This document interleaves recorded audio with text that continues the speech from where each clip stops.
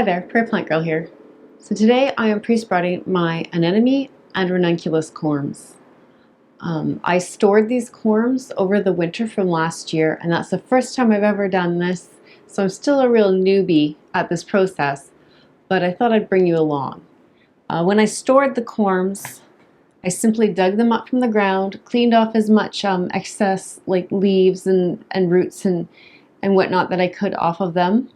And then I just put them in their own bags. So I have one bag, it's just an old like onion bag. One bag has anemones and one bag has the ranunculus in it. And I just put them between layers of vermiculite. And then I put them in a cool, dark area and just let them sit there. I didn't worry about them being moist or anything else. They just sat there over the winter. And it was about between 10 and 15 Celsius in that space through the winter.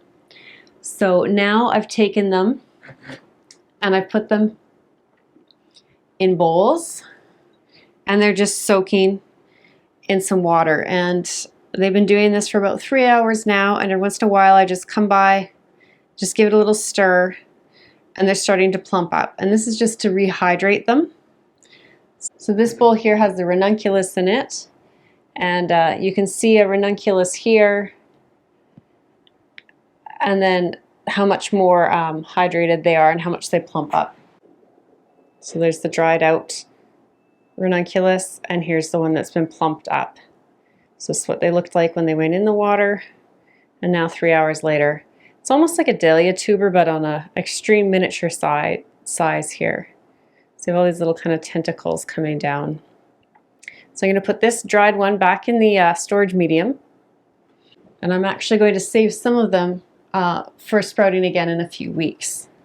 So we'll put the ranunculus out of the way here, and I'll just grab the anemones, and I did the exact same thing with them. So I have one here that wasn't soaking, and I'll try and grab one out that's of similar size that has been soaking. So I don't think it's quite as dramatic of a difference, but hopefully you can see there. This here is the dried one that hasn't been soaking, and this is the one that has right here. And the main part that we're looking to grow here is actually this dark, almost looks like a chunk of dirt or something. The rest is just old roots, and I'll actually trim those off before I get it planted. So I'm going to stick the dried one back in the vermiculite, and we'll get started. So all I've done here is I've just filled a seed tray flat with just some potting mix, and I've moistened it. So it's not soaking wet, but it's nice and moist. So it's just a 10 by 20 tray here. And all I'm going to do is take the ranunculus and just kind of squish them down in this mix. And I'm going to leave, I don't know, about 2 centimeters or an inch between them.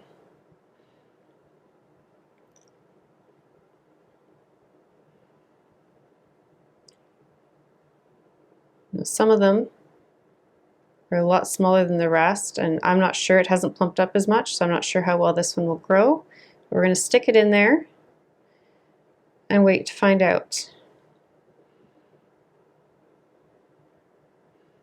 So I divided some of these up when I took them out of their pots last fall. And a few of them I just wasn't sure where the division point was, and so I just left them together. So that could be the difference between the size, or it could be the variety, because there was some mixed varieties in here.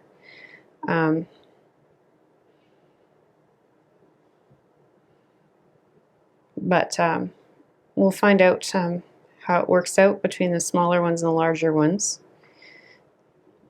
So that's my ranunculus down this row here.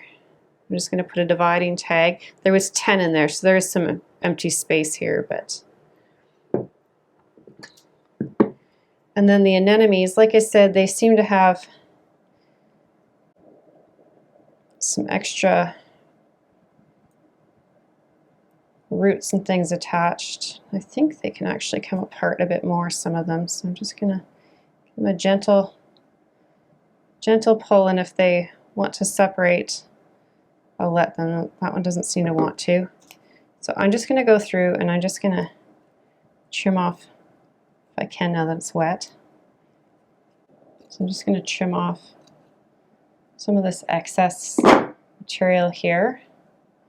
I think that end that was like that was actually leaves. Pretty sure I could divide this one up a bit more. Just going to give it a little tug. So yeah, there was thicker parts at the top that I'm pretty sure were kind of some stems or leaves, and then this thinner stuff is the roots. And I'm just going to, it's the same thing, just push them down into the potting medium here. So just trim away anything we can. This isn't going to provide any help for it to grow this year, any of those roots or stems or anything, so I'm just going to cut them off, and then they're not adding to any rot or issues that way. So again, I had divided some of these up last year, so some are going to be smaller than the rest. So that was the leafy end there, so I'm just going to push it down like that.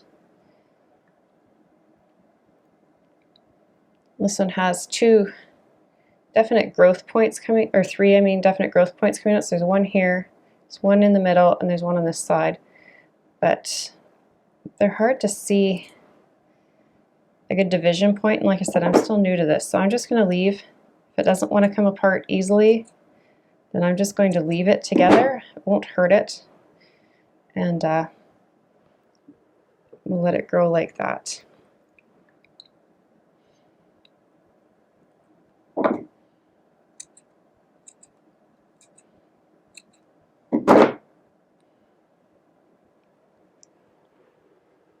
So that was 4. And this isn't the spacing that you would space them if you're potting them up right away to grow on. This is just a pre-sprouting that I'm doing so I can put them a little closer together. And what this is this is just kind of getting them started where I can see if they're starting, I can see if they're viable before I bother potting them up, and it saves space this way because some might not be viable from storage, some might rot. You know, they just might not be prime candidates for growing this year. So this way I can kind of see. Some people say it gives you a jump start on the season. Again, I'm not really sure if that does or not. I'll just finish these up and we'll talk about the next step.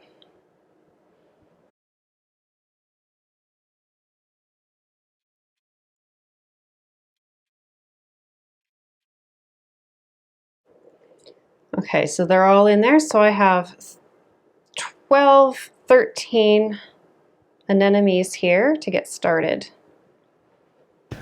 Okay, so the only next step that I have at this point is to take these and I'm just going to put them in a cool area. So they could actually go right back where I took the bulbs out of if I wanted, because that would be perfect in that about 15 degrees Celsius temperature range. But I actually store those, it's not at my home, so I want to be able to keep an eye on them. So I'm going to set them out in my insulated heated garage. We keep the temperature in there right around 15 degrees, so that should be perfect for these. I can check on them.